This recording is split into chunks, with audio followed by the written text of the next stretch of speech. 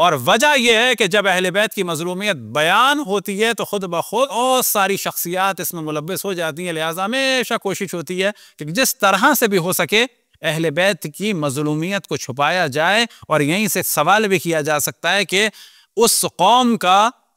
کہ جس کا نکاح کسی بھی گناہ سے نہیں ٹوٹتا لیکن مصائب اہل بیت کو سننے سے یا اس سے ریلیٹڈ کسی بھی چیز میں شریک ہونے سے ٹوٹتا ہے۔ اور یہاں سوال کرنا چاہیے کہ شراب سے بدترین گناہ سے نکاح نہیں ٹوٹتا، رسول کے نواسے کے مصائب کو سن کے نکاح ٹوٹ جاتا ہے، رسول کے مصائب کی عزاداری میں شریک ہونے سے نکاح ٹوٹ جاتا ہے۔ اب یہ بات اتنی سادہ نہیں ہے کہ اس کو تعصب سمجھا جائے۔ اگر یہ فتویٰ ہوتا فرض کریں انڈیا میں کہ ہولی کھیلنے سے نکاح ٹوٹ جاتا ہے تو سوچا جاتا ہے کہ شاید یہ لوگ نیرو مائنڈڈ ہیں، لیکن کسی چیز سے نہ ٹوٹے، صرف امام حسین کے ذکر سے ٹوٹے۔ وجہ کیا ہے کہ اس زمانے میں جو سب سے زیادہ مظلومیت کا ذکر ہوتا تھا اہل بیت کا، وہ ذکر امام حسین تھا، اور آج بھی ہونا چاہیے۔ بس یہ جو ہم نے گفتگو شروع کی تاکہ اسٹیپ بائی اسٹیپ پتہ چلے کہ جو یہ ایام چل رہے ہیں ان کی اہمیت کیا ہے، اور انہی ایام کو چھپانے کے لیے جو ایک چیز کہ جس کی جانب توجہ دلائیں کہ تقریباً آج سے کہا جا سکتا ہے کہ 22-23 سال پہلے حضرت آیت اللہ العظمیٰ وحید خراسانی نے اور حضرت آیت اللہ جواد تبریزی نے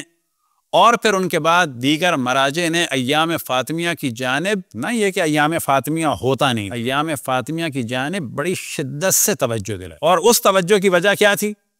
کہ پاکستان سے چھپ کر زاہدان میں، اور خود زاہدان میں بھی پرنٹنگ پریس کتابیں چھپی تھیں جس کا نام تھا افسانہ شہادت فاطمہ زہرا، صلوات پڑھیں پر محمد والے محمد۔ اس کتاب کا عنوان تھا فاطمہ زہرا از ولادت تا افسانہ شہادت، کیونکہ ہمارے یہاں کتابیں لکھی تھیں جیسے خصوصاً حضرت آیت اللہ العظمیٰ کاظم قزوینی نے فاطمہ زہرا از ولادت تا شہادت، از ولادت تا شہادت، ان لوگوں نے کتاب لکھی تھی فاطمہ زہرا از ولادت تا افسانہ شہادت۔ اور جب یہ کتاب چھپی اور اسے ایران کی حد تک سنی دنیا میں پھیلایا گیا، شیعوں کا کام نہیں تھا ظاہر ہے، اور پھر دوسری جانب بیک وقت خلیج میں یہ کام ہوا، جتنی بھی خلیجی ریاستیں بیک وقت ہوا اس میں، اور واضح نظر آ رہا تھا کہ اس میں وہابی لابی کام کر رہی ہے اور پوری دنیا میں ایک تحریک چل رہی ہے جناب سیدہ کی شہادت کو چھپانے کے لیے۔ تو حضرت آیت اللہ العظمیٰ وحید خراسانی نے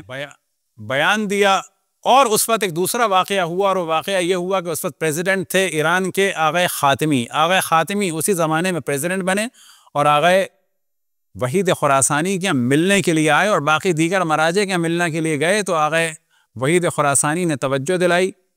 کہ ذرا اندر چلیں، اور ہمارے استاد فرماتے ہیں اس نشست میں تقریباً 35 منٹ کے بعد واپس آئے، دونوں کی آنکھیں سرخ ہو رہی تھیں اور لگ رہا تھا کہ اس وقت دونوں شدید گریہ کر کے آغا خاتمی نے اپنا دورہ قم کا مختصر کیا اور 1.5-2 دن میں واپس چلے گئے،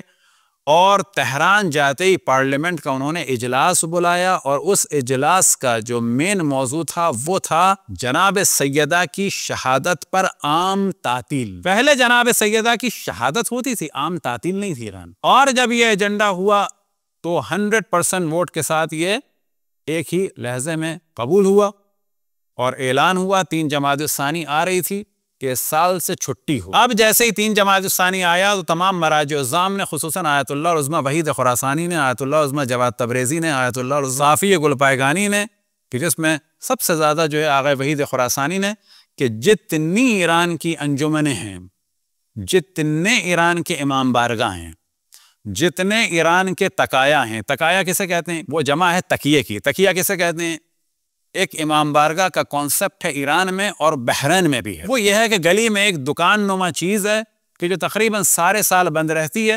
اور ایام ازاں میں اس کو سجا دیتے ہیں اور چھوٹی چھوٹی مجالس ہوتی ہیں اس میں، یا کسی کا ایک کمرہ ہے کہ جو باہر کی جانب کھلتا ہے، اس کا دروازہ نہیں ہوتا، وہ پوری دیوار اٹھی ہوئی ہوتی ہے، تو گلی میں آپ کو لگے گا جیسے کہ پورا ایک دکان نما حصہ ہے، اسے کہتے ہیں تقایا۔ وہ چھوٹے بھی ہوتے ہیں بڑے بھی ہوتے ہیں۔ تو آغا وحید خراسانی نے اعلان کیا کیونکہ اس سال سے جناب سیدہ کی شہادت کو عاشور کی طرح سے منایا جائے، لہٰذا بہت ساری انجمنوں کے پاس بجٹ نہیں ہوگا،